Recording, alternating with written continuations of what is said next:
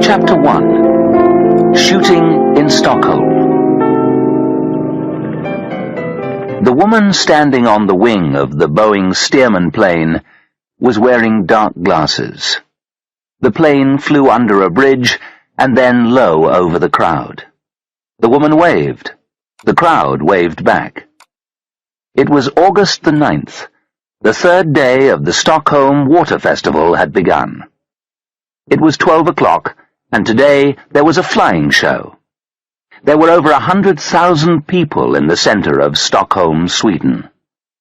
The roads and squares were full of people, who also stood on the bridges which joined the city's many islands. On the water there were thousands of sailing boats and some larger passenger boats. A jet plane screamed through the blue summer sky.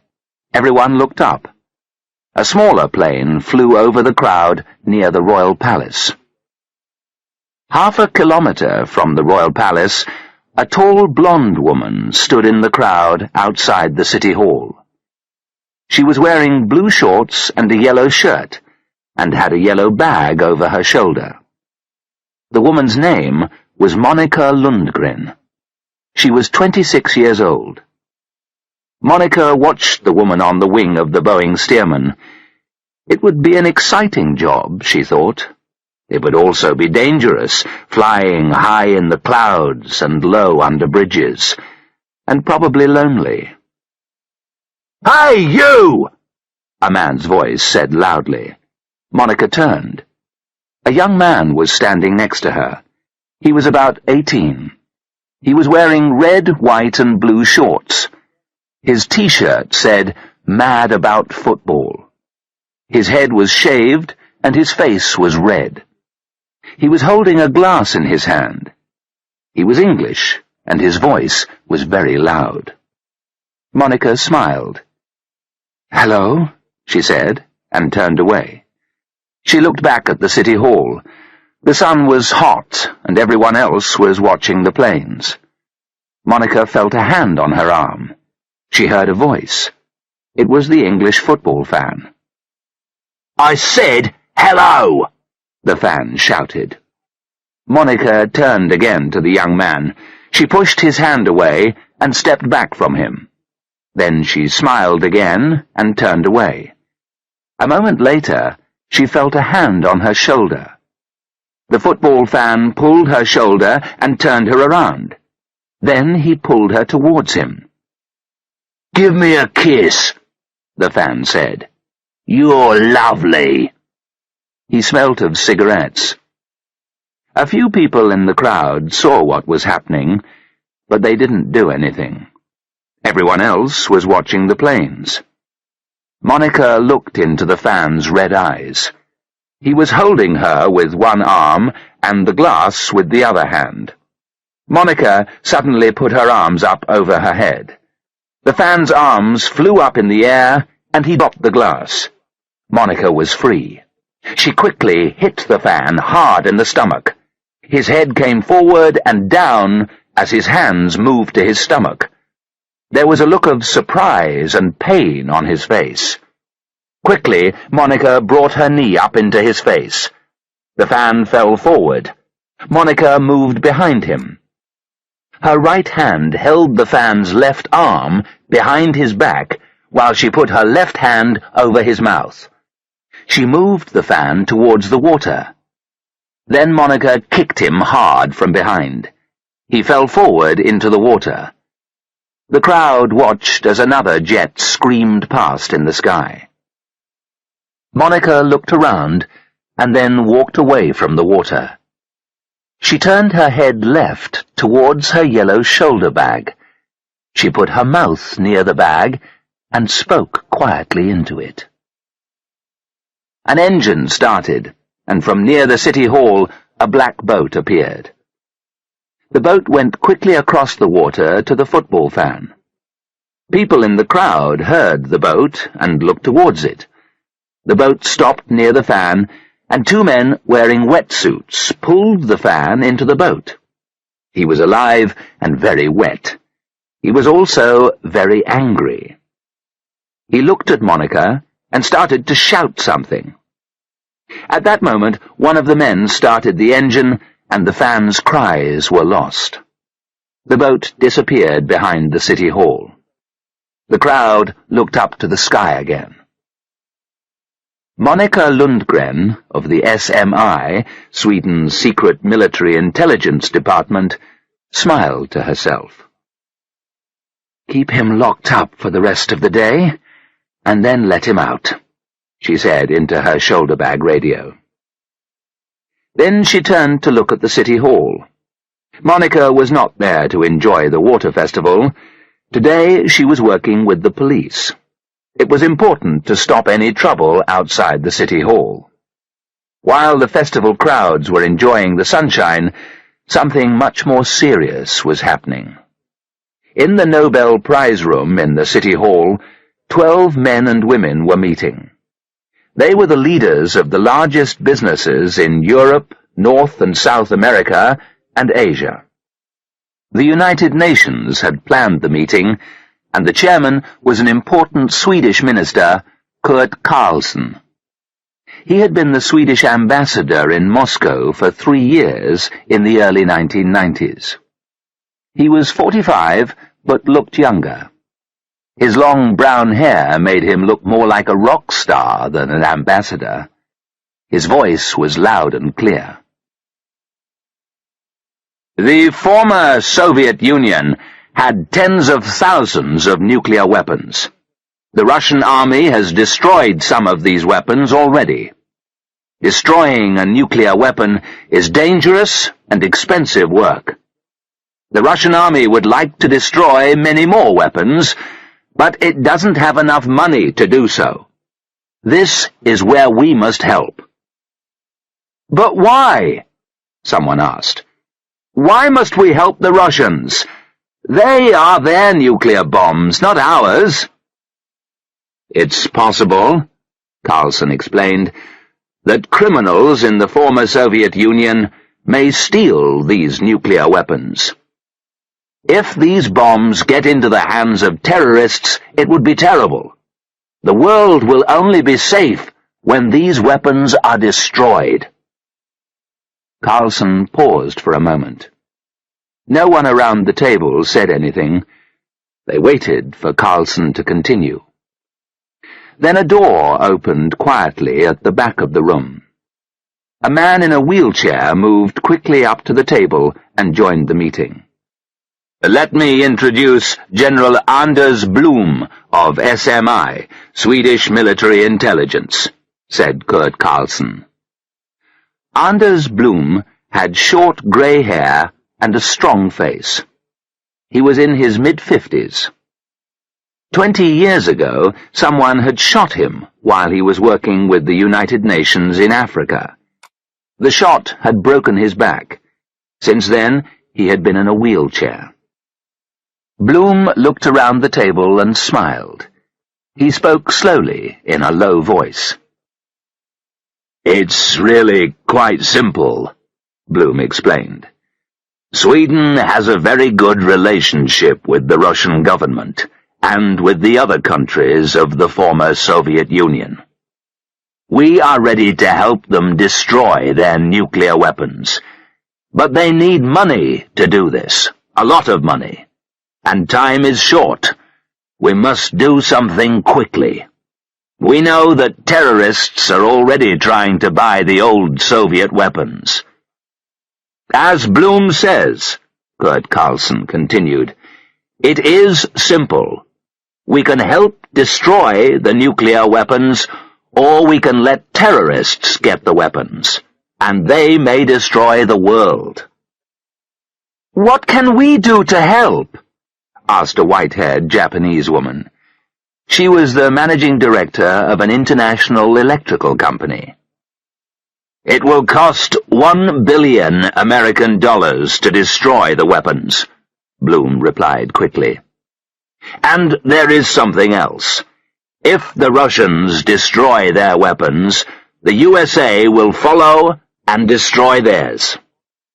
"Yes," Carlson said, "and that is why you are here. We want you to give $1 billion and save the world from nuclear weapons. Everyone started to talk at once. It was going to be a long meeting. Outside the city hall, Monica waited in the sunshine. She watched the crowd.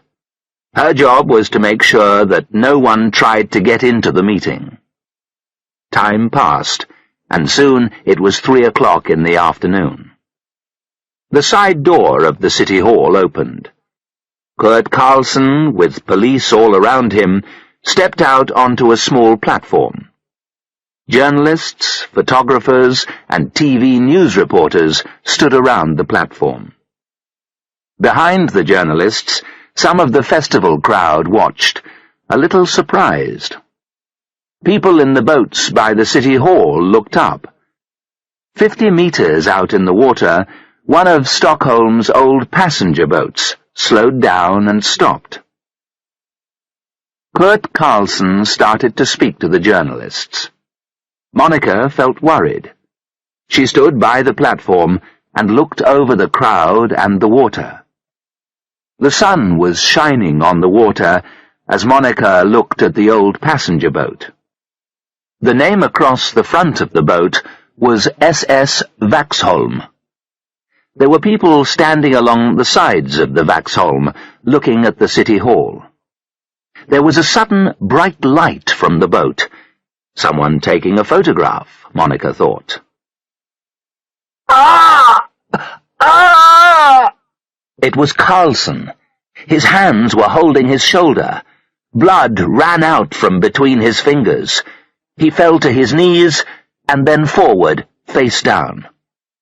Monica's face did not change. She spoke into her shoulder bag radio. Someone has shot Carlson. Chapter 2. Try and remember exactly what happened. Blood ran out from under Carlson's body. 2 police officers were on their knees beside him. People in the crowd screamed. Police cars and an ambulance arrived. Monica remained calm. She was thinking about the few moments before Carlson fell. The SS Vaxholm had stopped near the city hall. There had been a sudden light on the boat. Monica hadn't heard anything like a shot, but she had heard something just as Carlson fell. It was a loud metal sound, like money falling to the ground. An ambulance took Carlson to hospital, and the police started to clear the crowd away. Monica walked away from the city hall. As she went across the central bridge, she saw the SS Vaxholm disappearing in the distance. The narrow streets of the old town were full of tourists. Monica made her way along Stovranigatan, which means the big new street, even though it is over 600 years old. Then she turned off into a narrower street. She stopped at a dark doorway, took a plastic card out of her bag, and pushed it into a hole in the door. The door opened, and Monica went in. Inside the large old building, there was light and lots of activity. This was the offices of the SMI, Swedish Military Intelligence. The shooting of Kurt Carlson would keep the SMI very busy. Without speaking to anyone, Monica went into her office. Her face looked white and worried. Someone had tried to kill Carlson, and she hadn't done anything to stop it. Monica sat at her desk and looked around her small office. There were 2 photographs on the desk. Monica picked up one of the photographs and looked at it. It was a picture of her parents. Monica's mother and father were smiling, and they looked happy. Monica had taken the photo when they were on holiday in Spain 10 years ago. Soon after their Spanish holiday, Monica's parents had died in a car crash. Monica was 16 at the time of the accident. She had felt terrible and had missed her parents very much. She had gone to live with her grandmother just outside Stockholm. She didn't have any brothers or sisters, and had sometimes been very lonely. The telephone on her desk rang. It was Bloom, her boss. "I'm in my car on the way back to the office," he said. "Carlson's alive, and he's going to be okay." "That's good news," Monica said. "I want to see you as soon as I get to the office," Bloom continued. "You were one of the people who were closest to Carlson when he was shot. Try and remember exactly what happened." "Yes, sir," Monica replied and put down the phone. She felt both happy and angry. Happy because Carlson was alive, and angry because of Bloom's words. "Try and remember exactly what happened," Bloom had said. He had spoken to her as if she was a child, but she wasn't a child. She was the youngest and the best agent in the SMI. After her parents' death, she had worked hard at school and had been very good at languages. She had also been very good at sport. After school, Monica had joined the army. 10 months later, she had finished her basic training as the best soldier of the year. The army then sent her to the USA, where she trained with American soldiers for a year. She had learnt to parachute and to scuba dive. Back in Sweden, she was chosen to join the SMI, partly because she spoke Russian and Spanish, as well as Swedish and English, of course. She was sent to South America, where she had done difficult and dangerous work for the SMI. While there, she had saved the lives of 2 Swedish tourists who had been kidnapped by terrorists. Monica picked up the telephone and rang the shipping company which owned the SS Vaxholm. She quickly found out that an English football team were on the Vaxholm. The team was called Millom United and came from London. Millom United were in Sweden as part of a tour of Scandinavia. They were on the SS Vaxholm for a sightseeing trip around Stockholm's many islands. Monica made another phone call. "Strand Hotel, can I help you?" "Yes, my name's Monica Lundgren. I'm a journalist on the newspaper Dagens Nyheter. I believe the Millom United team are staying at the Strand." "Yes, that is, they were staying here, but they've just left. They're on their way to Finland." "Do you know how they're travelling?" Monica asked. "By ferry, on the Mariella." Chapter 3. On the Mariella.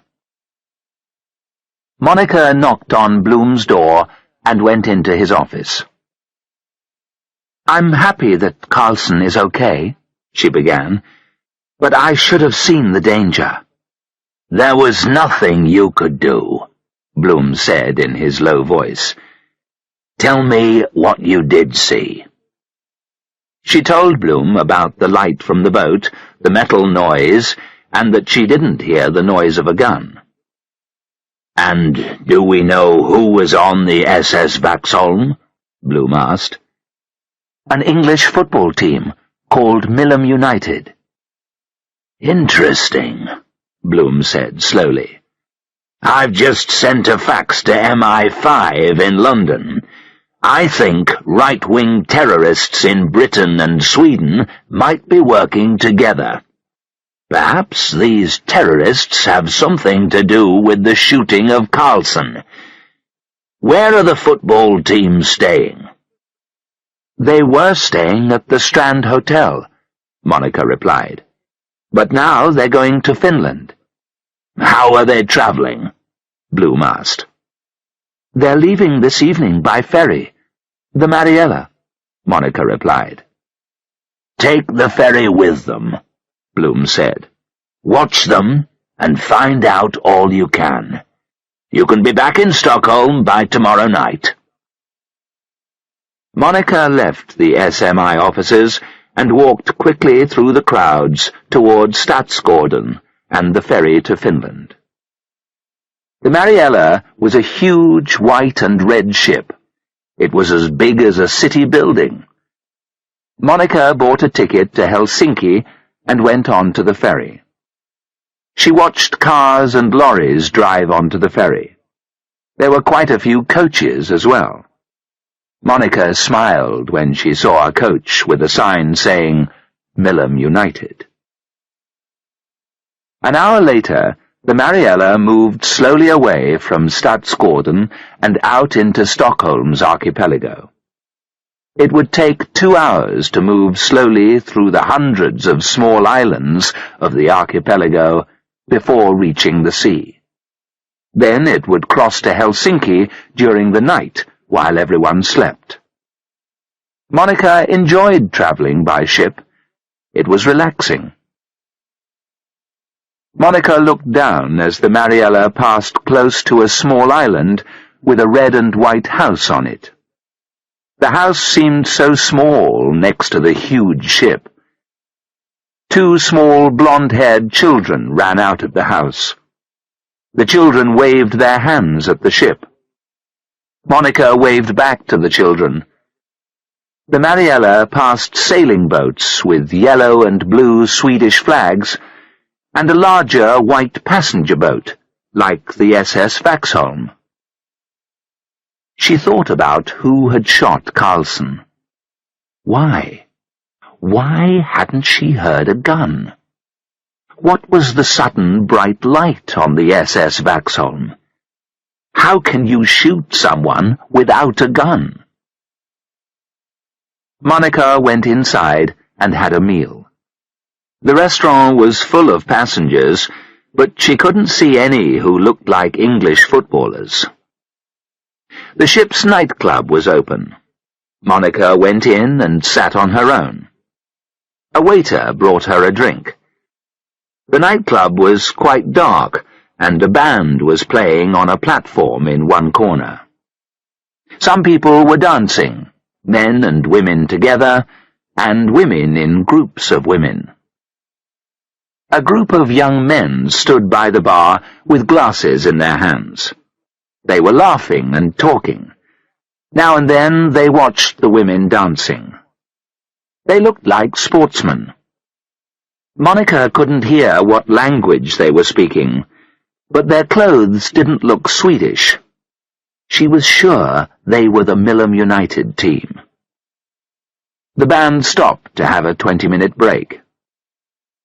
"Does anyone want to play?" the guitarist asked as the band left the room. One of the men at the bar shouted, "Yes, me!" He walked over from the bar to the guitarist. He was a tall man with long red hair. He sat down and picked up the guitar. He was very good. He played fast rock music and then slow love songs. Monica watched him.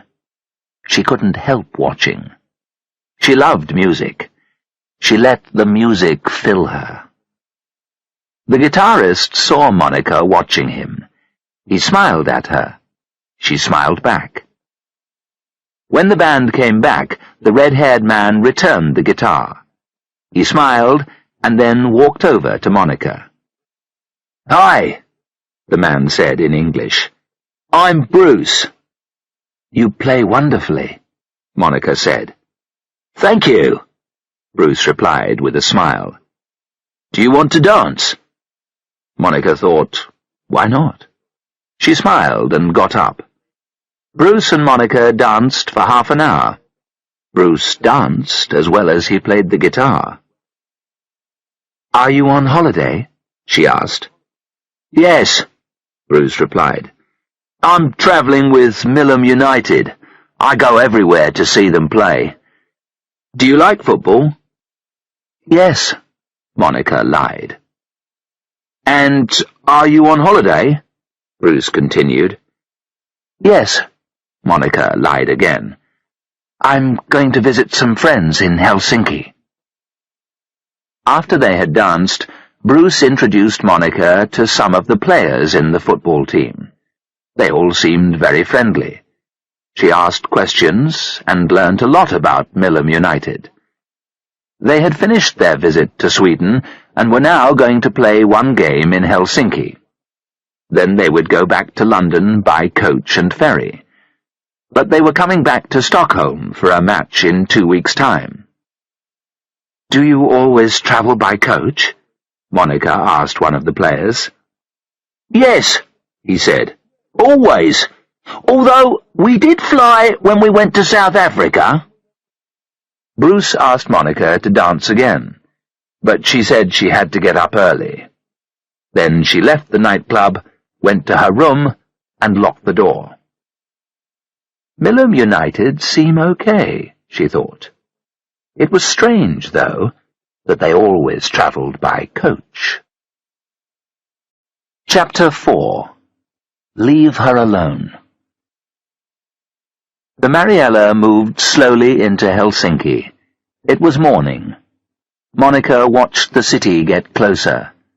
Soon she could see the roofs of houses, a church, and tall buildings. Suddenly she heard a voice she knew. "Here! It's her! She's the one who pushed me in the water!" It was the English football fan. It was the young man who she had pushed into the water outside the city hall. His face was even redder. He looked very angry. And he wasn't alone. 6 other young men with shaved heads and big boots were with him. The English fans started singing. "Here we go, here we go," they sang, as they quickly made a circle around Monica. The circle closed around her. "Get her!" one of the fans shouted. Monica looked at the circle of red, smiling faces. They were like animals. The leader was the fan who she had pushed in the water. He came closer to her. "Stop!" Monica heard someone shout. "Stop it now!" It was Bruce. The football fans turned to look at him. "Do what I say," Bruce said. "Leave her alone. Go and get on the bus." Then a strange thing happened. The young men did what Bruce told them. They went away.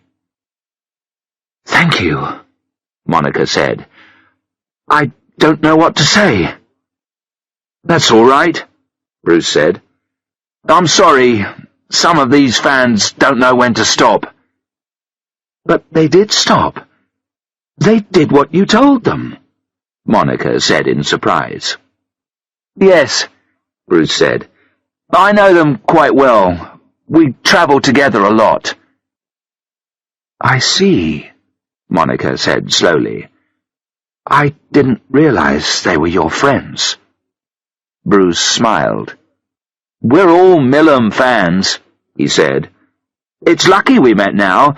I wanted to see you again. I'm not doing anything today. Would you like to have lunch and a look around Helsinki?" "No, I'm sorry," she said. "I can't. I've got to go back to Stockholm." She really was sorry, and she suddenly felt lonely. She would like to spend the day with him. But she was working. "But I thought you were on holiday," Bruce said quickly. Monica shook her head. "I can't explain," she said. "Your phone number," Bruce continued. "Give me your phone number in Stockholm." "No, I'm sorry," Monica replied.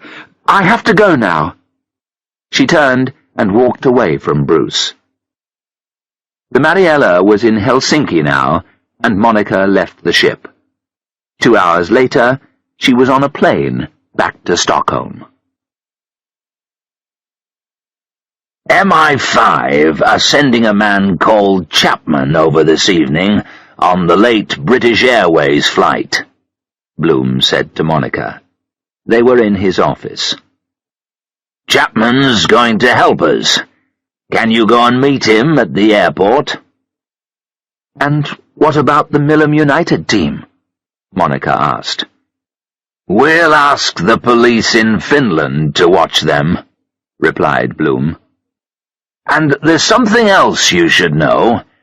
We still don't know how Carlson was shot. The police haven't found a bullet." James Chapman was a tall, slim Englishman of about 30. He had a small moustache, black hair, and blue eyes. He was wearing an expensive suit and had a small bag over his shoulder. "Oh," Chapman said in a cold voice when Monica introduced herself. "So, you're Lundgren. I was expecting a man, not a girl." "I'm not a girl," Monica replied gently. "I'm a woman." Chapman then refused to go into Stockholm by bus. He wanted to go by taxi. "But taxis are very expensive," Monica explained. "Never mind," replied Chapman. In the taxi, Chapman talked about himself and how good a secret agent he was. He didn't seem interested in the Carlson shooting. He told her about all the countries he had visited. "I've never been to Sweden before," he said. "I expect it's an interesting little place." Monica looked angrily at him. "Sweden is not a little place," she said. "It's much bigger than England." "Oh, I say," said Chapman. Now, don't get angry." "Let's talk about the shooting of Carlson," Monica replied.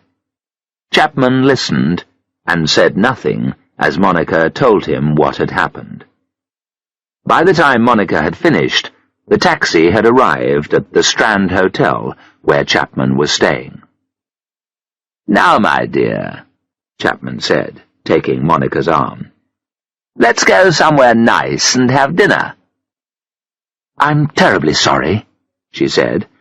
"I'm afraid I can't join you. I'll call at the hotel for you at 8 o'clock tomorrow morning." She was pleased to leave Chapman. She thought he was boring and rude. The next morning, Monica took Chapman to the City Hall to see the place where Carlson was shot. The police were still there. Divers were working underwater to try and find the bullet. "I'd like to dive underwater," Chapman said. "Okay," Monica said. "Me too." She had become an expert diver in the USA. They put on wetsuits in the City Hall, and then they dived for an hour. They found nothing. They dived again in the afternoon. Nothing. At 4 o'clock, the police were ready to stop. Chapman had started to take off his wetsuit. "Once more," Monica said. "There must be something in the water." Monica worked carefully in the dark water. Then she felt something under her fingers on the bottom. She picked it up and swam up to the top. She looked at what she had found. It was a small piece of metal, like the top of a pen. "What do you think it is?" Monica asked. "I don't know," said Chapman. "I'm sure it's nothing. Throw it away." "No," Monica replied. "I think I'll show it to Bloom." They took off their wetsuits and went back to the SMI offices. Monica walked in and put the piece of metal on Bloom's desk. "What's this?" she asked. Bloom picked up the piece of metal and looked at it. "It's a crossbow bolt," he replied. "Now, a crossbow looks like this." And he drew a picture. "It's an old weapon that people used to use hundreds of years ago. It's not heavy, and it's very strong. It shoots a heavy piece of metal called a bolt. A crossbow bolt can kill someone over 100 meters away." "That's why I didn't hear a shot," said Monica. "And perhaps the noise I heard was the bolt. The bolt went right through Carlson. It hit the ground and fell into the water." Bloom looked up at Monica. "Yes, I think you're right," he said. "And perhaps the bolt came from the SS Vaxholm." "But what was the light I saw on the SS Vaxholm?" Monica asked. "I don't know yet," Bloom answered. "But we'll find out." Chapman said nothing, then coughed. "Excuse me," he said. "If you don't need me, I think I'll go back to the hotel." "Fine," Bloom said. "See you tomorrow." "Bye," Monica said. She watched Chapman leave the room. After he had gone, she turned to Bloom. "He's not much help," she said. Chapter 5. I Want You to Go to London. The next day, Bloom, Monica, and Chapman met in Bloom's office. Bloom was talking about a terrorist group in Sweden called Nordlandet. "Basically," he said, "Nordlandet believe that white people should rule the world. They are a small group. They are not very strong. Few people agree with them." "We have similar groups in Britain," Chapman replied. He started to talk about terrorism, but was soon talking about himself.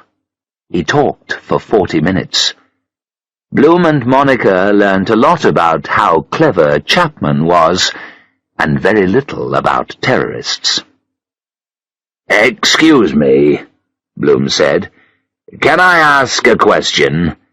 Is it possible that terrorists use football clubs to hide their activities?" Chapman laughed.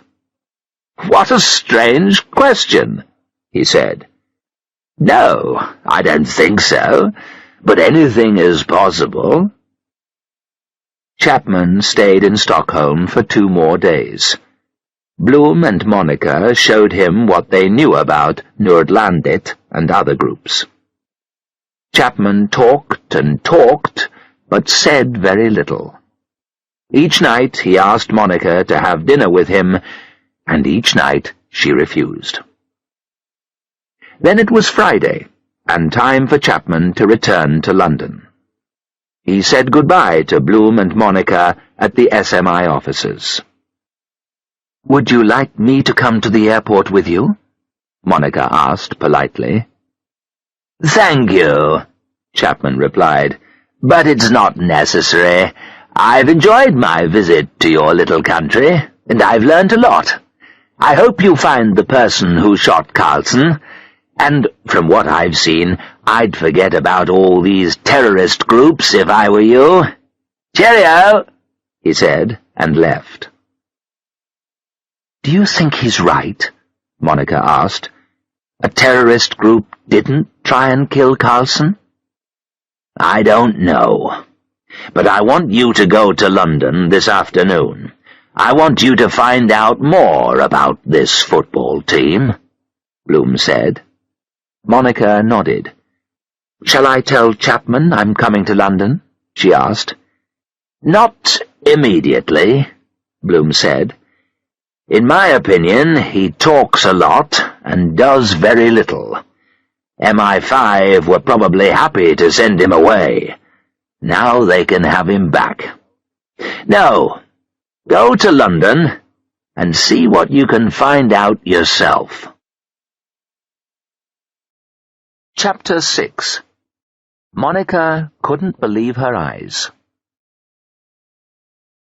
Monica took the early afternoon SAS flight to London and checked in to the Scandic Crown Hotel near Victoria Station.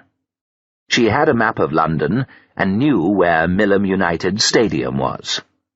She decided to go there first. She left the hotel at 8 o'clock in the evening and took a taxi to the Millom United Stadium in East London. There were lots of people near the stadium, and the lights were on. "Is there a match tonight?" Monica asked the taxi driver. "No," the taxi driver replied. "There's a concert." Then Monica saw a large sign. White Rock Concert. Monica paid and went in. There were about 2,000 people in the stadium. Most were men, and most had shaved heads and big boots. There was a platform in the middle of the stadium. The lights went on. A tall, red-haired man carrying a guitar walked on to the front of the platform. Everyone shouted. Then the red-haired man began to play. Monica watched in great surprise. It was Bruce, the man she had met on the Mariella. Bruce started to play. He was brilliant, even better than on the Mariella. Monica listened and watched for half an hour, forgetting where she was. She liked this man. Maybe, when this is over, she thought, we can go out together. Then she remembered why she was at Millom United Stadium and left the concert. The rest of the football stadium was dark. Outside there was a car park, and some lights were on here. Monica found a door. It was open, so she went in. Inside, she saw changing rooms, showers, and football things. There was no one there. She went on to an area of offices. There were lots of doors, but they were all locked. Everything was dark. Then she saw a light coming from under a door. Monica walked quietly up to the door. She could hear voices. Monica listened carefully. There were several men talking. It was hard to hear what they were saying. They were speaking English, but Monica was sure at least one of the men was foreign. Perhaps Swedish, she thought. Monica heard people moving in the room. Someone was coming to the door. There was nowhere to hide. If she ran away, they would see her. The sound of someone walking towards the door became clearer. Monica turned.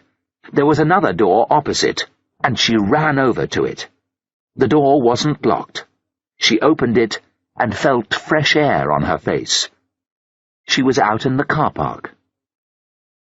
She quickly closed the door and looked around. She saw some cars and a coach. The only light came from a high window. It was the room where the men were. Monica climbed on to one of the cars. Then she jumped from the car roof to the coach. The coach was next to the window. Moving carefully, she went across the roof to the office window. It was easy to see into the office from the coach roof. There were 4 men and 1 woman in the room. One man was sitting at a table. He was aged about 50 and had lots of black hair. Sitting next to him was a tall man in sports clothes and trainers. He looked about 30.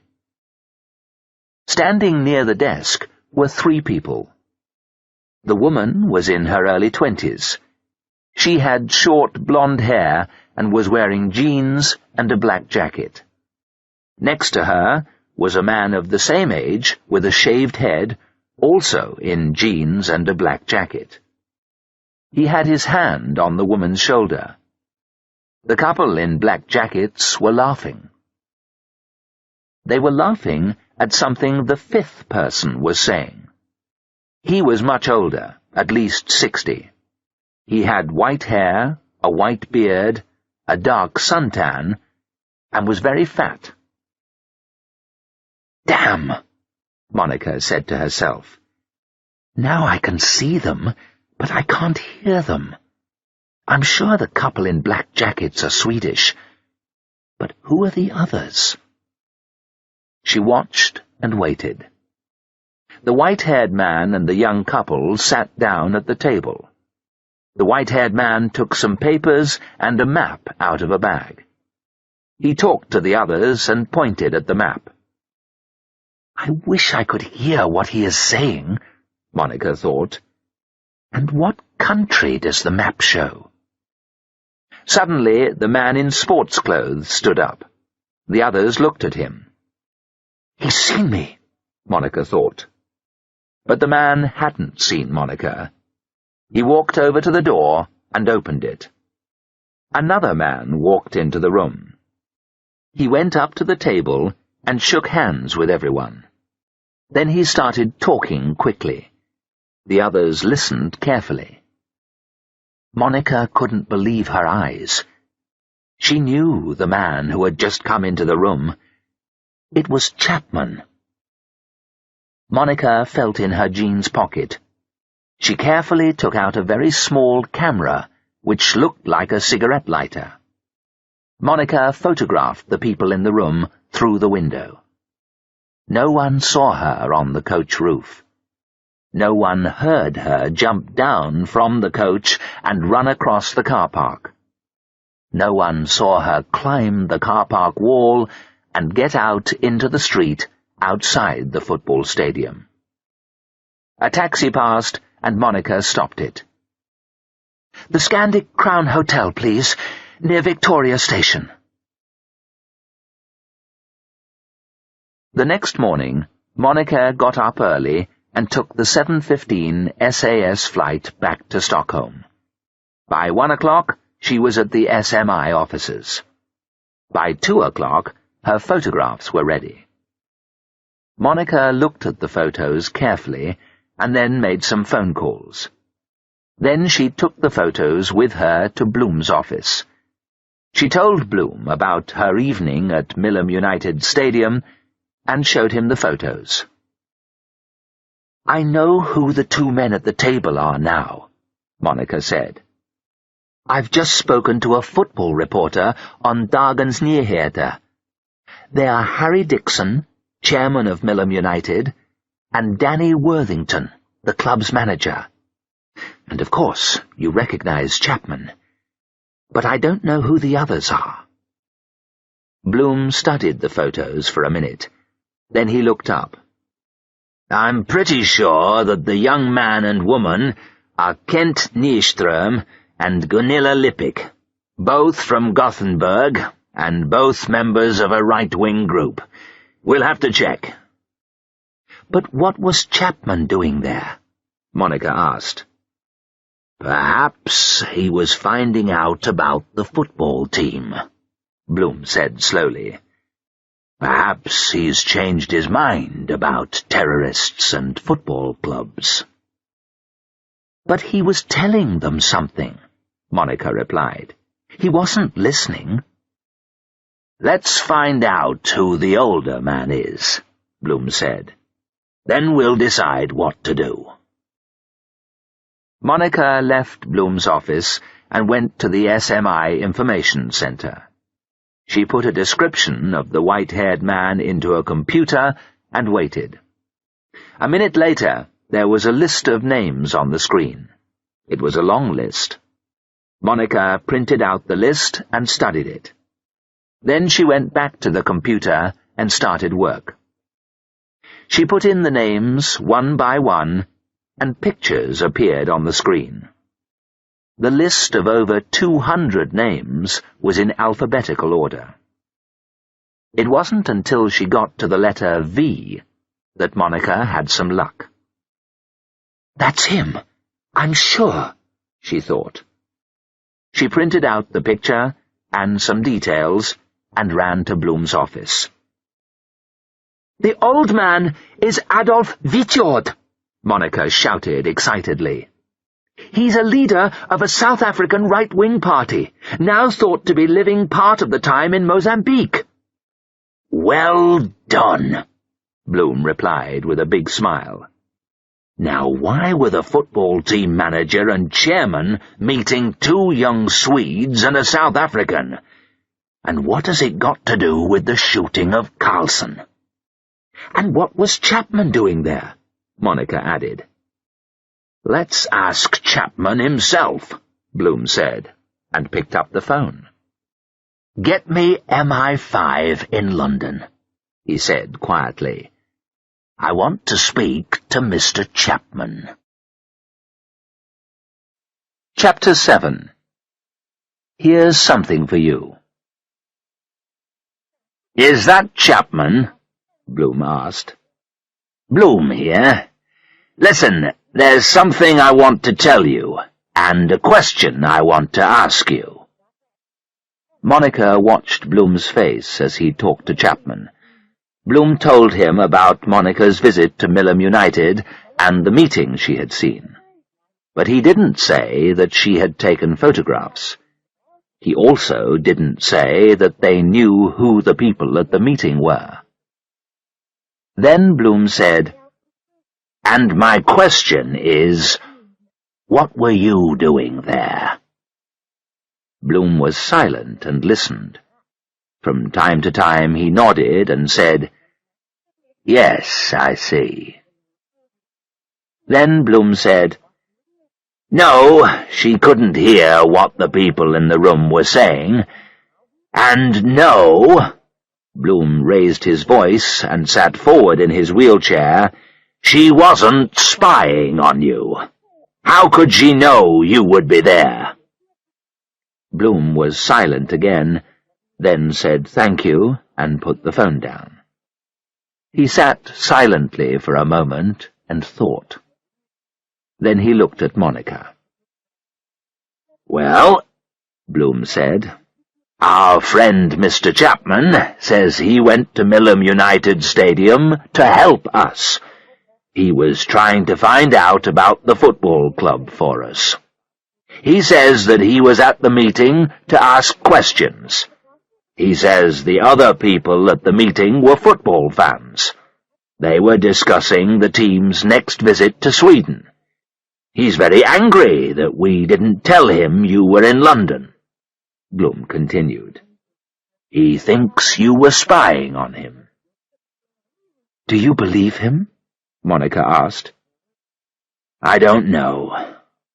Maybe it's just a misunderstanding," said Bloom. "Did he have any new information?" "No." "So what do we do now?" asked Monica. "I want you to go to South Africa. We need to know more about Vitjord." Monica looked at Bloom in surprise. "But he's in London," she said. "Vitjord was in London yesterday," Bloom said, "but he'll return to South Africa. Go and wait for him. Try and find out why he's so interested in Millom United football team. Talk to him, if you can." "But I can't say I'm from the SMI," Monica said.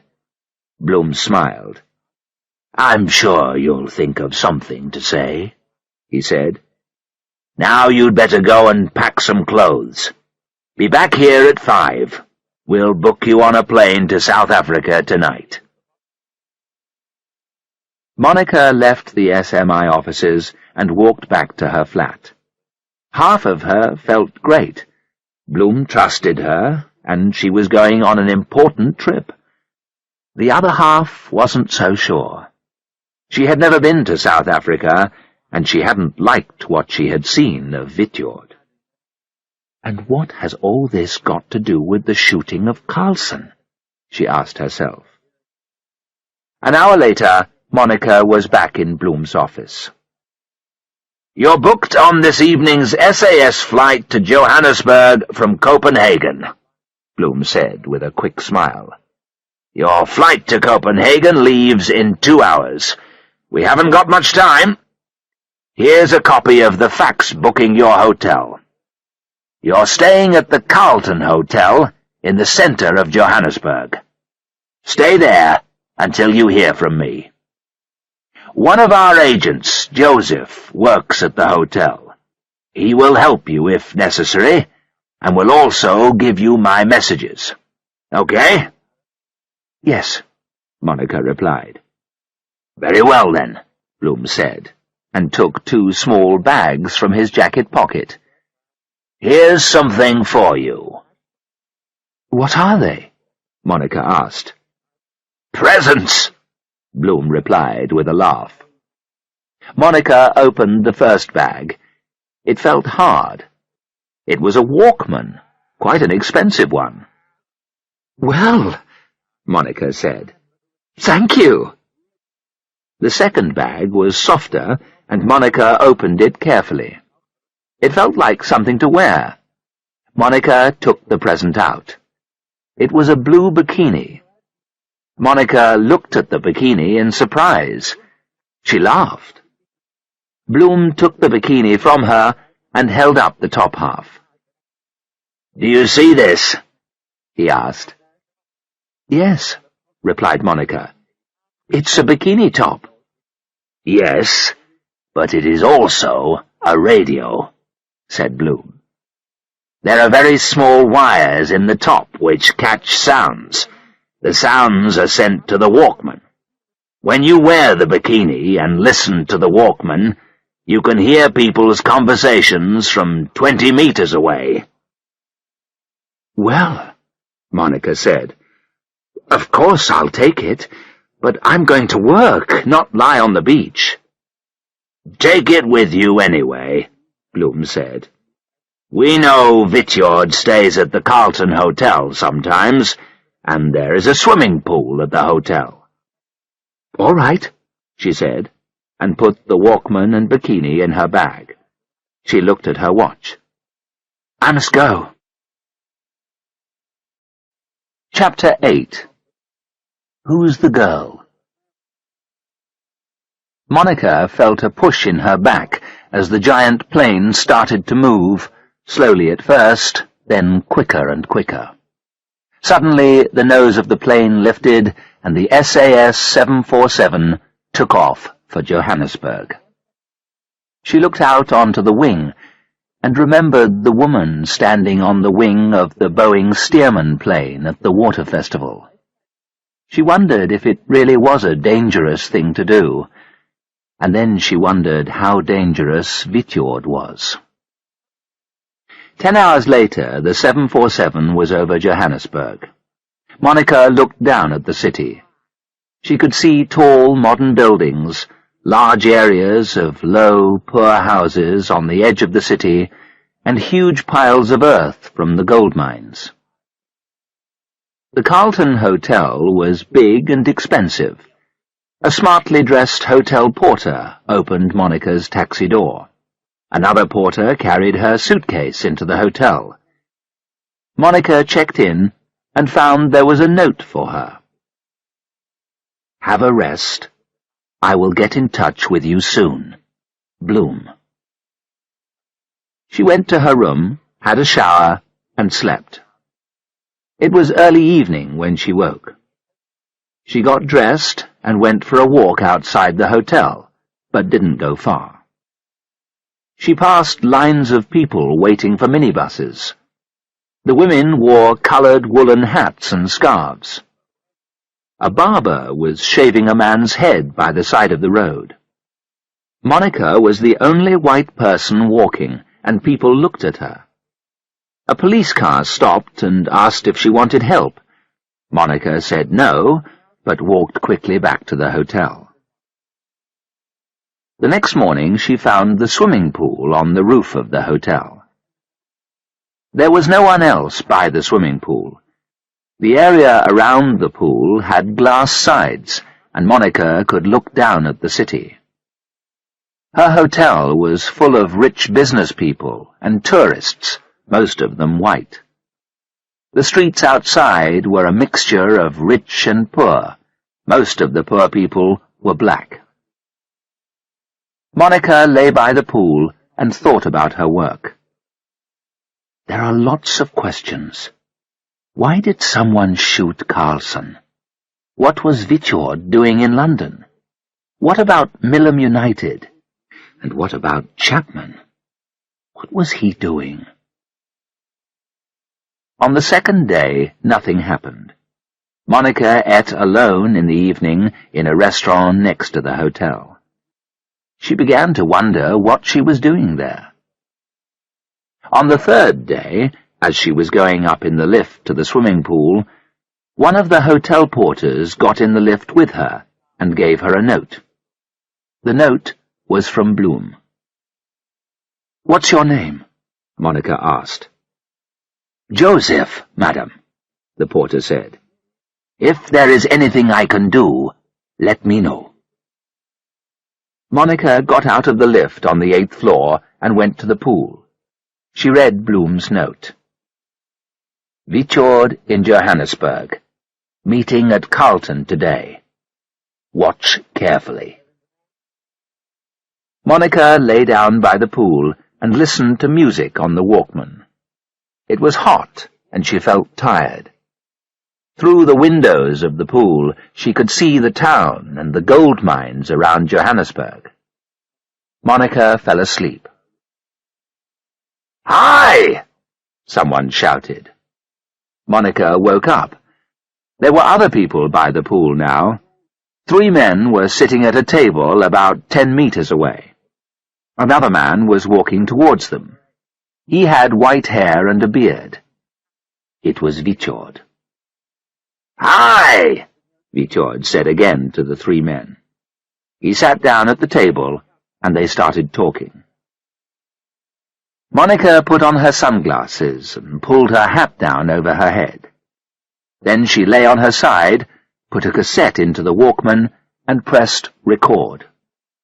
She could hear every word of the men's conversation. Vichord was telling the men about his visit to London. Monica listened in horror. She couldn't believe her ears. Vichord was buying a nuclear weapon. "We're getting the bomb this week," he said. "Our friends are picking it up in Russia and bringing it to London. Then my private plane will fly the bomb to Mozambique. From Mozambique, we will bring the bomb here. When we've got it here, we can take over the South African government. We will have the power here and make South Africa once again the greatest white country in the world." The other men smiled and nodded. Vichord smiled back. Then his face became serious again. "There's only one problem," Vichord continued. "Carlson. He is much better now. Governments and businesses have given a lot of money since he was shot. Soon Carlson will have enough money, and then the Russians will be able to destroy their nuclear weapons. We must stop Carlson. One bomb is not enough for us. We need lots of bombs." "Why didn't we kill Carlson in Stockholm?" one of the men asked. "There'll be another chance," Vichord replied. "Carlson's out of hospital now. It's Friday today. He's having another meeting in Stockholm next Friday. First, we'll get our bomb, and then we'll get Carlson." Vichord hit the table with his hand. Then one of the men looked around and saw Monica. "Who's the girl?" he said. "She keeps on looking at you." "I don't know," replied Vichord. "Go and get her." Monica quickly got to her feet and walked over to the lift. She heard someone behind her. One of the men shouted, "Hey! Stop!" Monica jumped into the lift and pressed ground floor. There was someone else in the lift. It was Joseph. She pulled the cassette out of the Walkman and gave it to Joseph. "Send this to Bloom, please," she said. The lift stopped at the 3rd floor, and Joseph got out. Monica continued to the ground floor. The hotel entrance hall was busy. People looked at Monica in her bikini. She saw two men talking into radios. The men walked towards her. She tried to get back into the lift, but the doors were closed. She waited. The lift doors opened, and Monica stepped in. "Hi," a voice said. It was Vitjord. The lift doors closed. Chapter 9. Why were you looking at me? The smartly dressed hotel porter closed the back door of the white Mercedes. The car was new and had dark windows. The driver started the engine, and the car moved quietly and smoothly away from the Carlton Hotel. Traffic was heavy in the city, and the white car moved slowly. As the car left the city centre, the traffic became much easier, and the car went faster. It headed to the north of the city, where rich people lived. The car passed tall green and purple trees, and high walls with glass on the top. Behind the walls were large houses with swimming pools. A few people walked along the side of the road. But these people didn't live in that area. They were the people who worked in the large houses, the people who did the cooking and cleaning.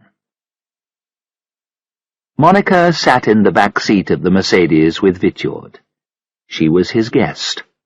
He was taking her to his house for lunch. When the lift doors had closed in the Carlton, Monica had thought quickly. "Why were you looking at me?" Vitjord had asked.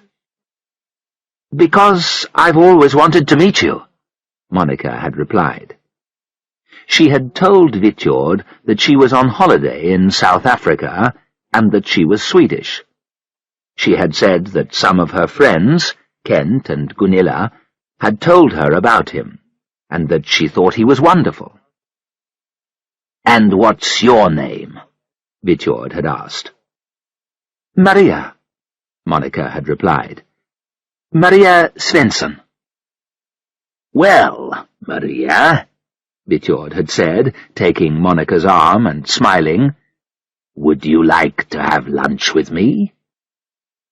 Monica had agreed. She had gone to her room and changed.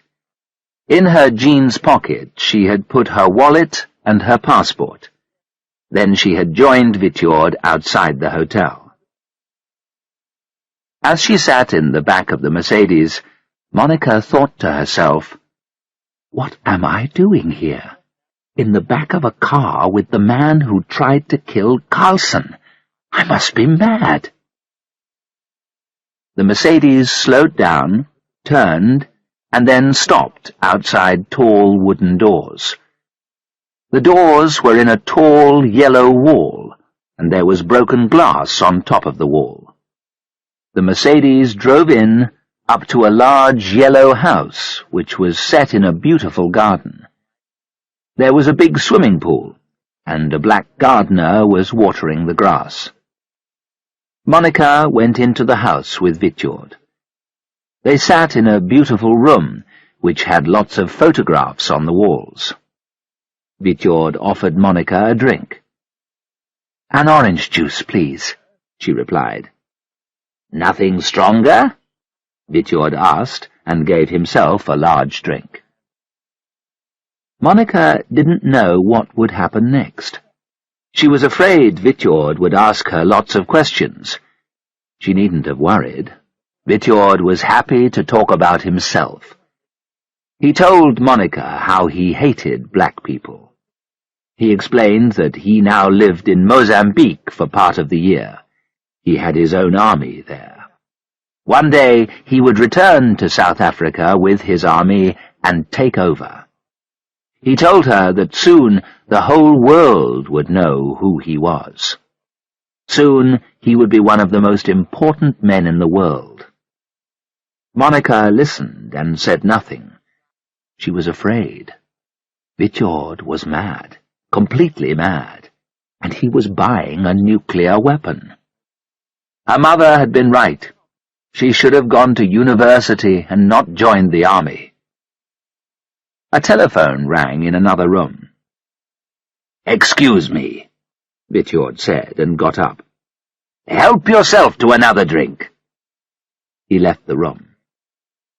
Monica got up, but she didn't get herself a drink. She walked around the room, looking at the photographs. They were all pictures of Vitjord. Vitjord dressed as a soldier, Vitjord talking to a crowd, Vitjord with guns, Vitjord standing by what looked like dead bodies. "You like my pictures, yes?" Monica jumped. Vitjord was standing right behind her. Although he was a big man, he moved very quietly. Monica nodded. "Where's that?"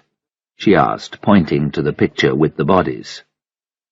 "Namibia," Vitjord replied. "We killed lots of blacks there." Monica felt sick.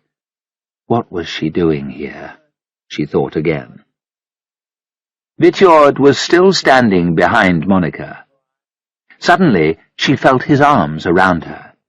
He held her strongly so she couldn't move. "Just a moment," Monica said with a weak laugh. "Where's the toilet? I've just got to go to the toilet." Vitjord laughed loudly and let her go. "It's near the front door. Don't be long," he said. "I'll be waiting." She walked quickly to the toilet and opened the door.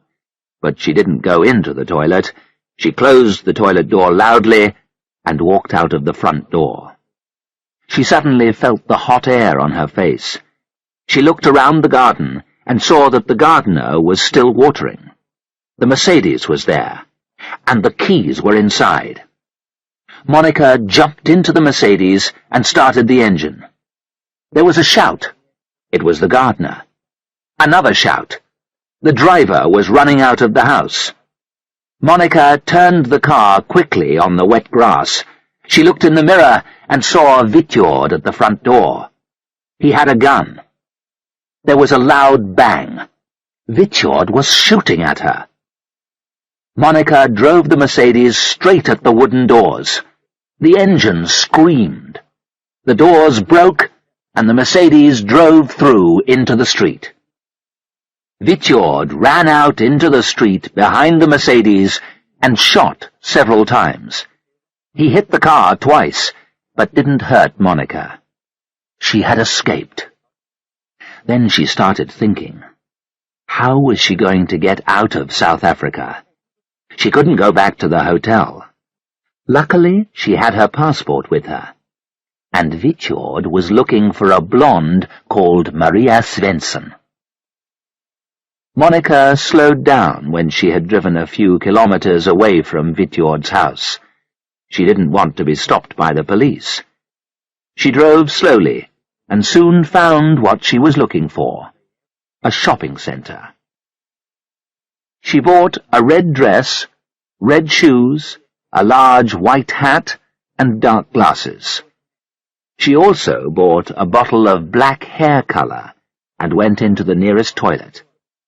20 minutes later, she came out with black hair, wearing the new clothes.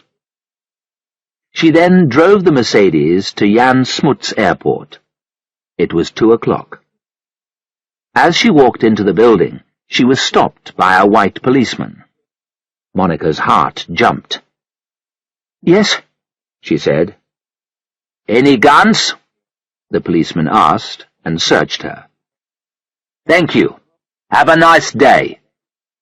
Monica smiled to herself. Now all she had to do was buy a ticket. She looked at the TV screen with flight information. Oh, no! The first flight to Europe was not until 8 in the evening. She couldn't wait until then.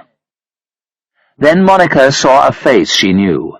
It was one of Vitjord's friends from the Carlton. He walked past her without stopping. The disguise was working. Monica knew she couldn't stay at the airport all day. Where was the next flight going to? She looked at the flight information. Maputo, in Mozambique. Great. She'd always wanted to go to Mozambique. The LAM Mozambican Airways flight to Maputo left half an hour later. The flight to Maputo was quite short. Monica thought about washing her hair in the toilet, but there was no water. She sat back in her seat and thought about Vitjord and his plans. She hoped that Joseph had sent the cassette to Bloem. When she got to Maputo, she would try and get another flight to Stockholm as soon as possible. I wonder what my parents would say if they could see me now, she thought. Then she heard a voice that she knew. It was one of Vitjord's friends from the Carlton, the one she had seen at the airport. He was sitting right in front of her. There was another man beside him. I wonder where that Swedish woman is, the one who stole Vitjord's car, the voice said. She wasn't at the airport, and she isn't on this plane. I've looked, and there aren't any blonde women. Well, the other man replied, I wouldn't like to be her when Vitjord catches her. They both laughed. Chapter 10. Can I help you? The LAM 737 turned and began to lose height as it got closer to Maputo, the capital of Mozambique. Monica could see the silver Indian Ocean, with a few small fishing boats and a large ship near the coast. The land was flat and brown, with a few small trees here and there. The airport came closer, and Monica could see its name, Maputo, in white stones on the grass. The 737 turned and came in to land.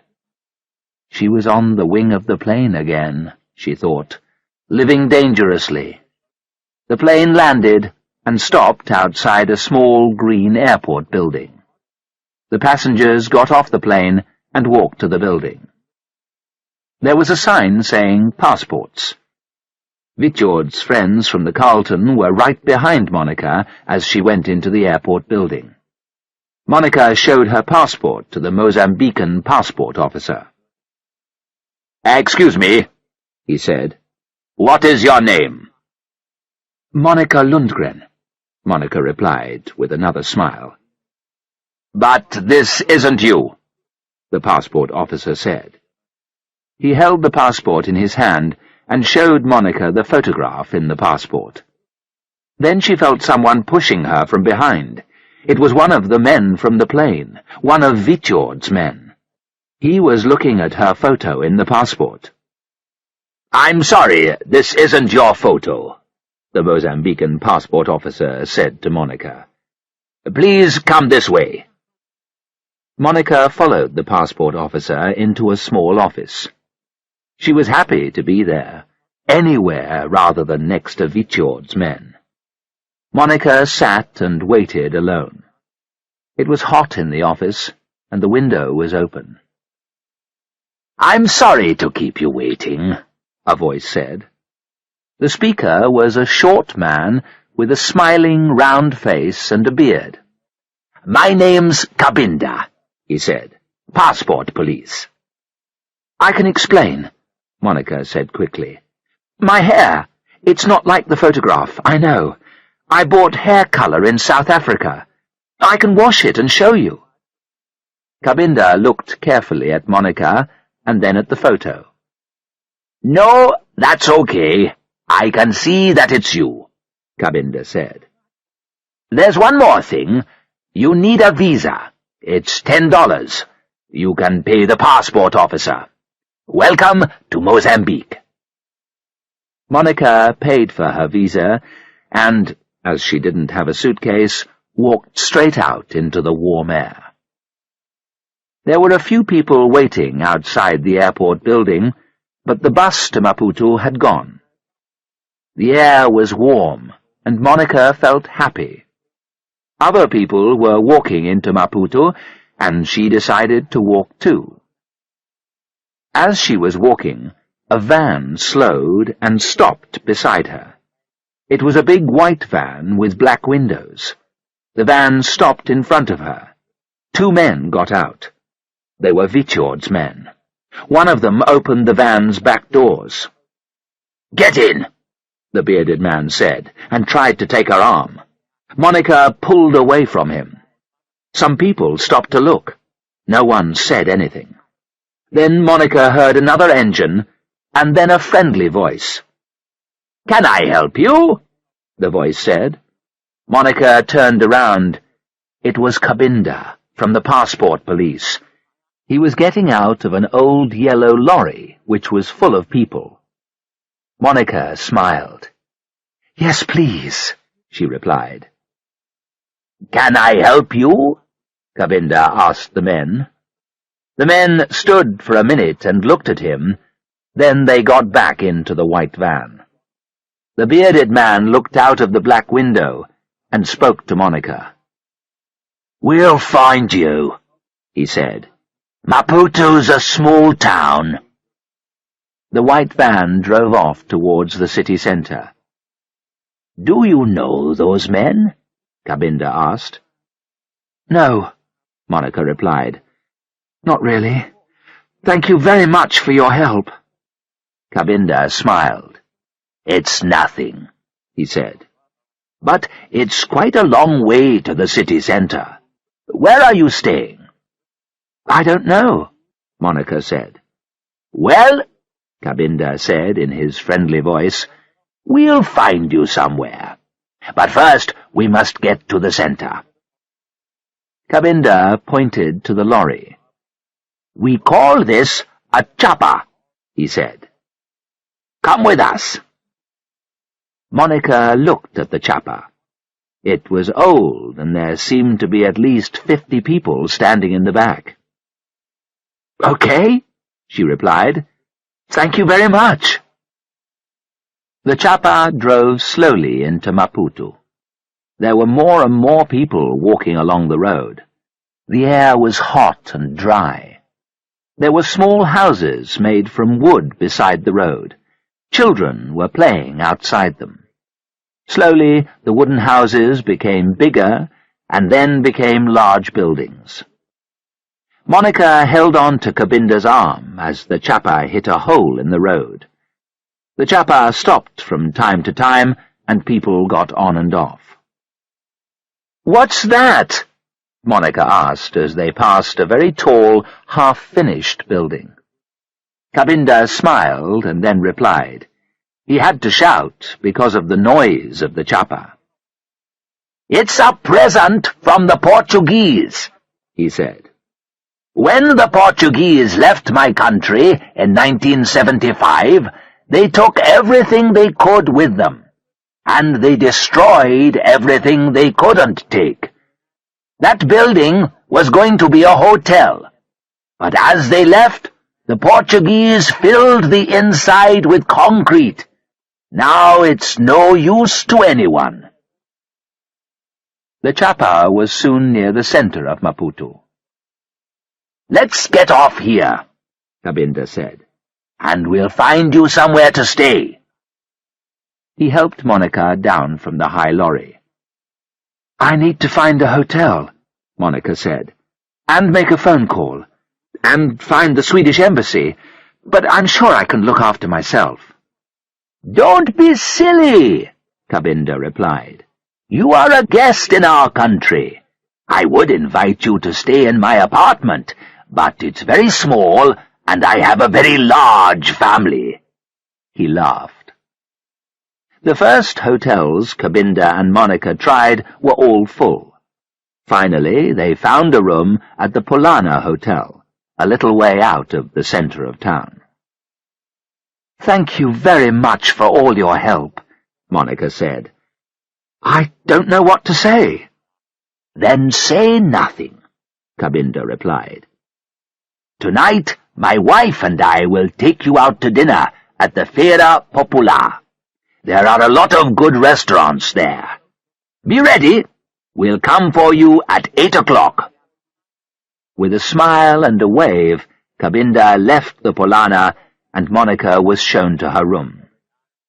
It was a very pleasant hotel, with a view of some yellow palm trees and the deep blue Indian Ocean. Monica wanted to call SMI. The hotel, though, wasn't safe. She would have to find the Swedish embassy. The Swedish embassy was close to the Polana on Avenida Julius Nyerere. Krista Sandelin was the Swedish consul. He was tall and thin with a blonde beard. He was a nice man, and after making a few phone calls to check Monica's identity, he rang Anders Blom. "What are you doing in Mozambique?" asked Blom. Monica explained, and then asked, "Have you received a cassette from me? I gave it to Joseph this morning at the Carlton." "No," Blom replied. "Not yet. Joseph will send it with the plane tonight, and I will get it tomorrow morning." "Vitjord tried to kill Carlson once, and is going to try again," Monica said. "I think he knows who I am. He tried to kill me." "I want you back in Stockholm as soon as possible," Blom replied. "And stay in the hotel. Don't go out. I don't want Vitjord's men to catch you." "Okay," Monica said. "I promise I'll stay in the hotel, and I'll let you know when I've got a plane ticket." They said goodbye. Monica thanked Krista and left the embassy. She walked slowly back to the hotel, enjoying the soft early evening air. When she got back, she washed the black hair color out of her hair. Then she remembered that she was having dinner with Kabinda and his wife. Chapter 11. Now we've got you. At 8:10, the telephone in Monica's room rang. "We're waiting for you at reception," Kabinda said. Monica opened her mouth to say that she was not going out. Then she changed her mind. It was just like Blom, talking to her like a child and telling her to stay in the hotel. "I'm coming," Monica said. Kabinda and his wife Amelia were waiting in reception. "Hello," Kabinda said. "Everything okay? You look like your passport photo now." They both smiled. "The Feira Popular," Kabinda explained, "is a fun fair with lots of good restaurants." Kabinda's wife, Amelia, spoke good English, and Monica soon felt comfortable with them. At the fair they looked at several restaurants and then chose one that served seafood. The restaurant wasn't full, and they were able to talk easily. "People here usually eat quite late," Kabinda said. "It's always full at midnight." Monica enjoyed being with Kabinda and Amelia. They told her about life in Mozambique, its joys and problems. Monica felt very much at ease with them. Then Kabinda asked, "And what do you do for a living? Are you here on holiday? So far from Sweden, and without a suitcase." Kabinda had helped her, and Monica felt she should explain. She didn't tell Kabinda and Amelia who she worked for, but she did tell them about Vitjord and the men at the airport. Kabinda listened carefully and nodded. "This man Vitjord is well known here," Kabinda said when Monica had finished. "Mozambique is a very big country, and Vitjord lives in an empty area near South Africa. People say he has his own army there. Our country is at peace now, but men like Vitjord are still very dangerous here. You must be careful while you're in Maputo." Monica told Amelia and Kabinda that she had to return to Stockholm at once. "Oh dear," Amelia said. "Mozambique is beautiful. You must come again and stay longer." "There are direct flights from Maputo to Portugal and France," Kabinda said. There's an Air France flight on Sunday to Paris. I'll try and get a seat on that tomorrow, Monica said. Now, let me pay for this lovely meal. Certainly not, Cabinda said with a wide smile. While you are here, you are our guest. Monica tried to make him change his mind, but it was impossible. Cabinda got up and went to pay. Amelia left the table to go to the toilet. Monica sat on her own. What kind, friendly people, she thought. Hello, miss, a voice said. Monica knew the voice. She looked up. Vitjord's friends were standing by her table. We said we'd find you, the man with the beard said. Monica looked around. She couldn't see Cabinda or Amelia. Behind the two men she could see their white van. The bearded man took Monica's arm. Come for a ride with us, he said with a nasty smile, and pulled Monica up. Monica let the man pull her towards him. When she was very close to him, she stepped very hard on his right foot with the sharp heel of her left foot. The man cried out in pain and let go of her. Monica turned and ran into the crowds at the fair. It was hard to run fast, as there were lots of people there now. She looked back over her shoulder. The bearded man and his friend were close behind her. In front of her there was a queue of people waiting for something. Monica pushed her way to the front of the queue. Then she saw what they were waiting in line for. It was the big wheel. Monica jumped onto one of the big wheel's seats. A man asked for her ticket. My friends will pay, Monica replied, pointing to the two men behind her. The big wheel started, and Monica rose up in the air above the Feira Popular. The wheel stopped. Monica looked down and saw the two men getting onto a seat behind her. The wheel started again, and Monica went up even higher. She could see the lights of Maputo beneath her. But now Monica didn't have time to enjoy the view. There was a loud bang and a singing noise as something hit the seat she was on. Monica looked back. One of Vitjord's men had a gun. He was shooting at her.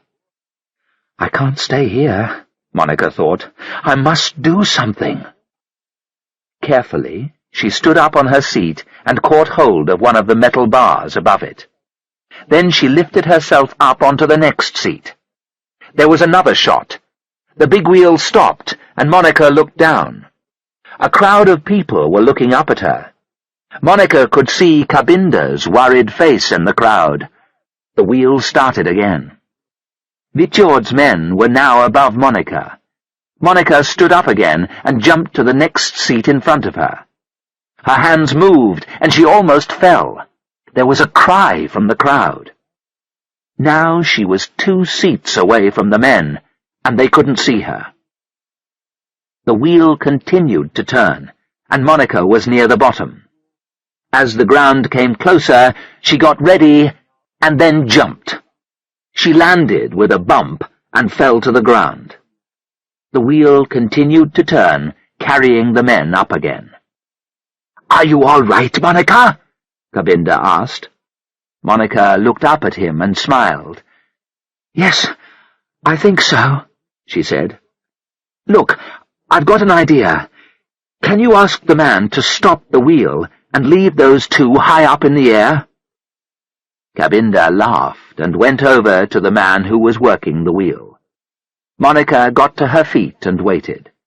Cabinda came back with a big smile on his face. "That's okay," he said. "He'll keep them up there for 10 minutes, enough time for us to get away in a taxi." The next morning, Cabinda helped Monica get a ticket for the Sunday flight. She spent the rest of Saturday sightseeing with Cabinda and Amelia in Maputo. At the airport on Sunday, Monica thanked Cabinda and Amelia for everything they had done for her, and promised to come back and visit them soon. 2 hours later, the Air France 747 took off. Monica closed her eyes and fell asleep. She dreamed she was walking on the wing of the plane. When she woke, the plane was landing. "Where am I?" she thought. "We can't be in Paris already." She saw a sign on an airport building. Jan Smuts Airport, Johannesburg. "Oh no," Monica thought. "I'm back in South Africa."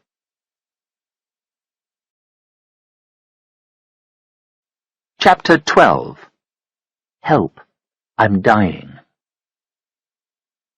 Monica looked out of the window of the Air France 747 in surprise. She had thought she was on a flight to Paris, not Johannesburg. Then she heard the pilot's voice. "We're staying in Johannesburg for 45 minutes to take on more passengers. You may stay on the plane if you wish." "Oh, yes," Monica thought. "I'm staying on the plane. I don't want to meet Vitjord again." The flight took off for Paris on time and arrived early on Monday morning. Monica then took an SAS plane to Stockholm and was in Anders Blom's office in the old town by lunchtime. "So that's what happened," Monica said as she finished telling Blom about her adventures in South Africa and Mozambique. "Well done," Blom said. He had Monica's cassette from the Carlton in his hand. "I've listened to this with great interest. What we must do now is clear. First of all, we must make sure that Carlson is safe. We don't want another shooting. Secondly, we must try and stop Vitjord getting the nuclear bomb."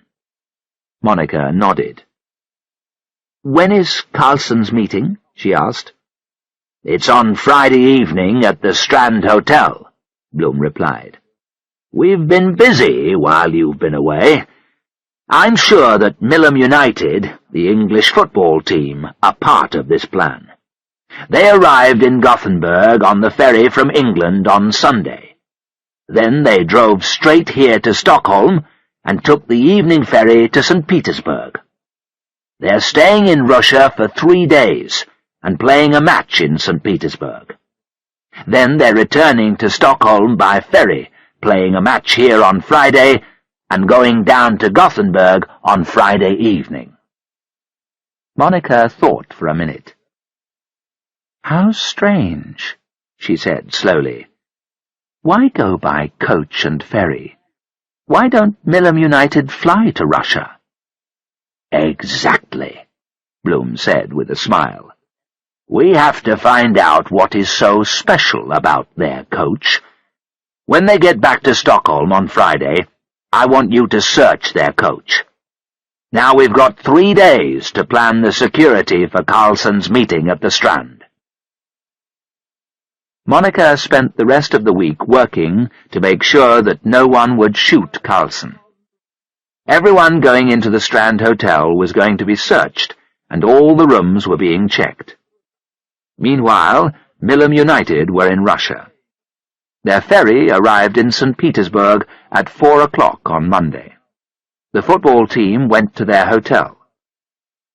Then the coach, with only Dixon and Worthington, the chairman and manager of the club, and Kent Nyström and Gunilla Lippik, the 2 young Swedes, drove out of St. Petersburg on the road to Moscow.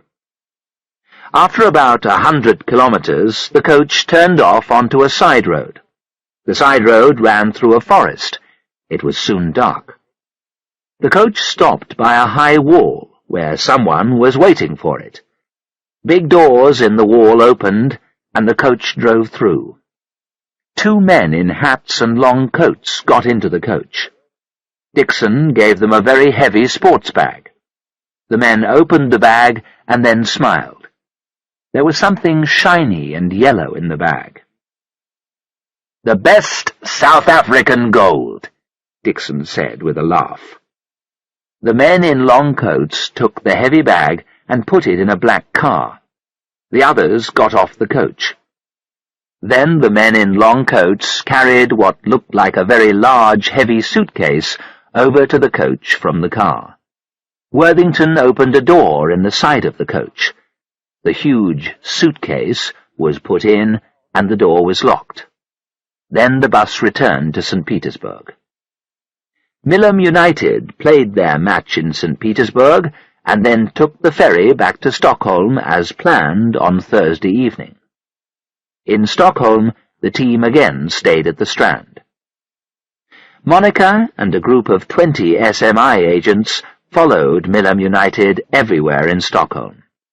The SMI searched the team's hotel bedrooms. They listened to the team's phone calls. They tape-recorded the team's conversations. "Nothing," Monica told Bloom. "We can't find anything. They're just a football team. There is one strange thing, though. We can't search the coach. There are always people with it." "Don't give up," said Bloom. "Stay with them until they leave the city. Then join me at the Strand. Carlson's meeting is at 8 o'clock tonight." Monica didn't give up. She watched Milam United play at the Stadion, the 1912 Olympic Stadium in Stockholm. Milam United won 3-2. The police locked up 12 Milam fans. Then the team left the Strand Hotel to go to Gothenburg in their coach. "Nothing," Monica told Bloom. They were in his office. "We found nothing, but we couldn't get near the coach." "We will," Bloom said. "I've got an idea." "But how?" Monica asked. "They're on their way to Gothenburg now, and they're leaving Sweden in the morning." "I'll tell you on the way to the meeting," Bloom replied with a quick smile. "Let's think about Carlson now." It was 6 o'clock when Bloom and Monica got to the Strand Hotel. They were searched as they entered the hotel by an SMI man. "Good," Bloom said. "I told them to search everyone. We can't take any chances." The hotel was still partly full of tourists and businessmen, but the hotel's main restaurant was closed for the night for Carlson's meeting. The restaurant was in the middle of the hotel. Bloom and Monica went in and looked around. The restaurant didn't have a ceiling. Above the restaurant there were rows of windows going up 6 floors to a glass roof. A large tree grew in the middle of the restaurant. In front of the tree there was a long table with a microphone.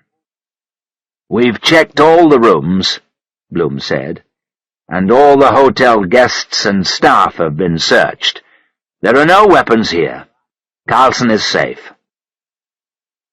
In room 615 on the 6th floor, a man was very busy. He had checked into the hotel the day before. Security men had searched his bag and his guitar case. But now he took a shiny electric guitar out of the case. He started working to turn the guitar into a crossbow. By 7:30, he was ready. His guitar had become a weapon able to kill a man at 100 meters. He took out a heavy metal bolt and put it into the crossbow. Then he looked at his watch and sat and waited. The window of the man's room looked down at the restaurant. People were arriving for Carlson's meeting now, and the restaurant was filling up. There were more people than had been at the first meeting at the City Hall. The shooting of Carlson had increased international interest in his idea. The man in room 615 waited. By the restaurant door, Monica and Bloom waited. At exactly 8 o'clock, a man in a dark suit came into the restaurant. It was Carlson. Everyone stood up. In room 615, the man opened the window a little. He picked up the crossbow and looked down at the people in the restaurant. Monica looked up at the windows above the restaurant. Something caught her eye. It was a bright light. She had seen a light like that before, outside the City Hall at the Water Festival. The man in room 615 stood at the window and held up the crossbow. Monica saw the light again. Then she saw the shiny guitar. She turned to Bloom. "There's someone at that window. I'm going up to see what it is," Monica said. She ran up the stairs to the 6th floor. There were lots of doors. Which room was it? Monica tried to remember where the room was. She kicked open the door of room 613. Empty. Room 614. Empty. In room 615, the man was ready to shoot. Then there was a loud crash as Monica kicked down the door. The man turned and pointed the crossbow at her. Monica threw herself across the room at the man. She crashed into his legs, knocking the crossbow, which fell to the floor. The man tried to push Monica away and hit her on the head with the side of his hand. Her hands let go of him for a moment, and he threw her down to the floor. Monica hit the floor with a bang. The man ran across the room to the door. Lying on the floor, Monica picked up the crossbow. "Stop!" she shouted. The man didn't stop. Monica shot him in the right leg with the crossbow, and he fell to the floor by the door. Monica got up and ran over to the man. He was lying face down. Monica turned him over with her foot. To her great surprise, she knew who the man was. It was Bruce, the man she had met on the Mariella, the guitarist. His face was full of pain. "I'm dying!" he cried. "Help!" Monica stopped for a moment. This was the man who had shot Carlson. But this was also the man whose music she liked, the man she liked. She felt sorry for him. He was lying at her feet crying, with blood on his leg. He needed her help. Monica got down beside Bruce. He looked at her in surprise. "Please help me," he said. "You're not dying, so stop crying," Monica said roughly. "Who are you?" "You know who I am," Bruce said. "And now I know who you are." "Why did you shoot Carlson?" Monica asked. No reply. Monica got up and walked over to the crossbow. She picked it up and put another bolt in it. Then she walked back and pointed the crossbow at Bruce's left leg. "Answer my questions, or I'll shoot," she said. Bruce looked at her. Then his face changed and became angry. "Yes," he said in a loud voice.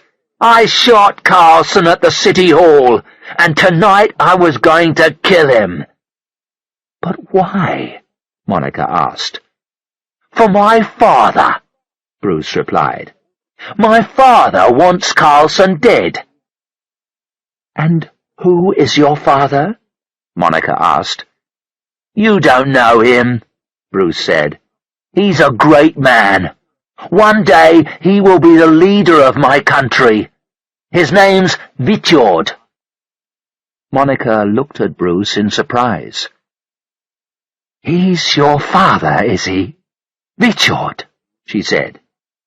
"Yes," Bruce replied. "Do you know him?"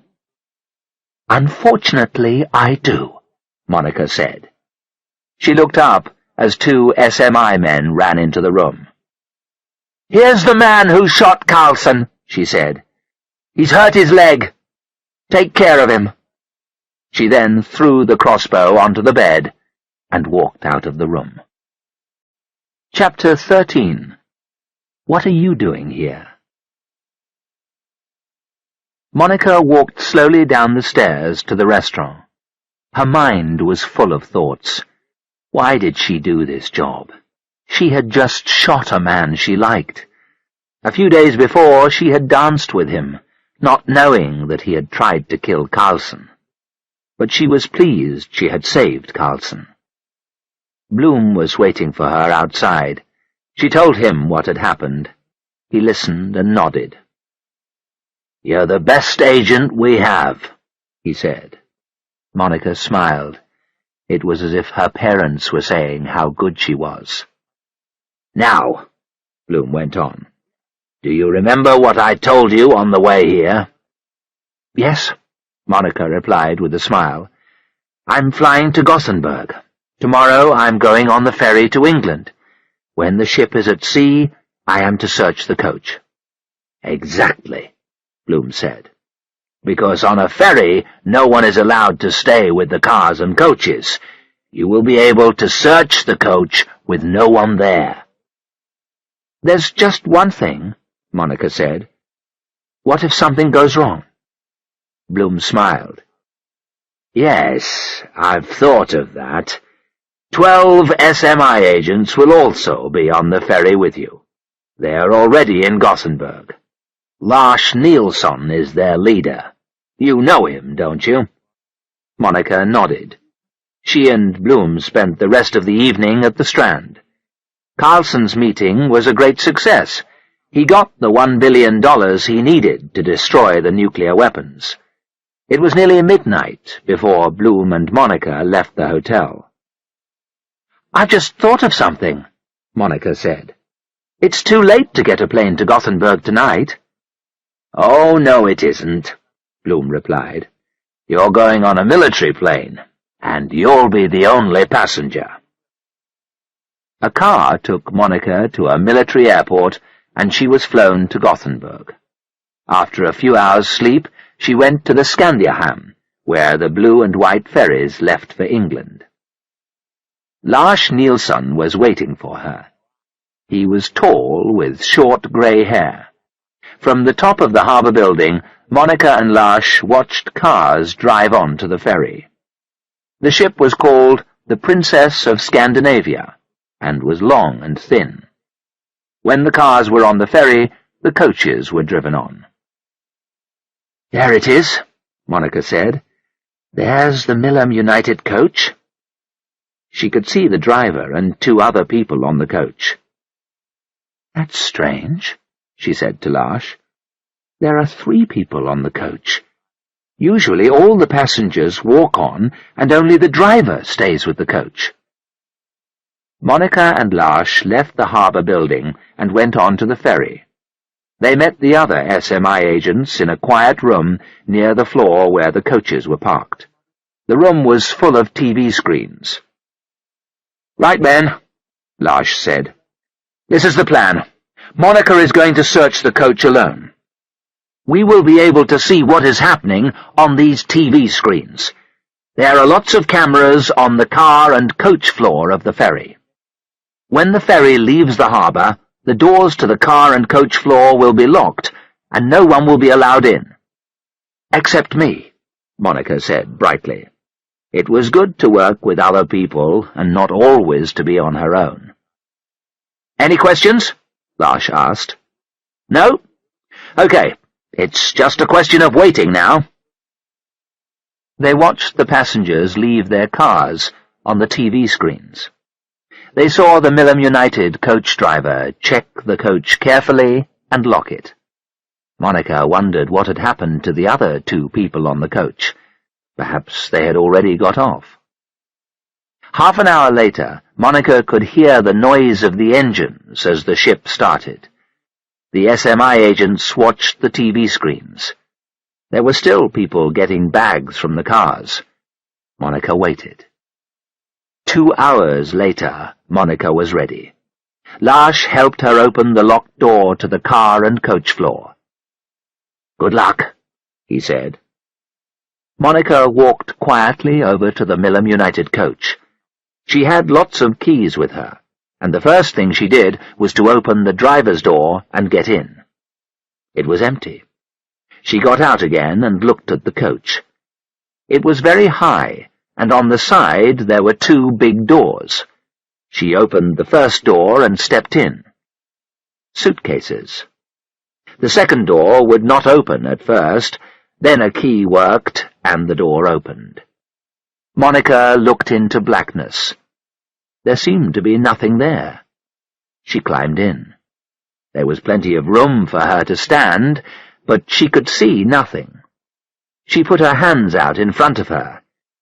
Then she touched something. It was warm. It was a person. Suddenly, 2 hands held her throat. She couldn't breathe. Her head was banged against the side of the coach, again and again. "Help," she thought. "Lash won't be able to see me on the TV screens." She tried to hit the person holding her. By chance, she hit something on the wall, and a light came on. She could see who the person in the coach was. It was Vitjord.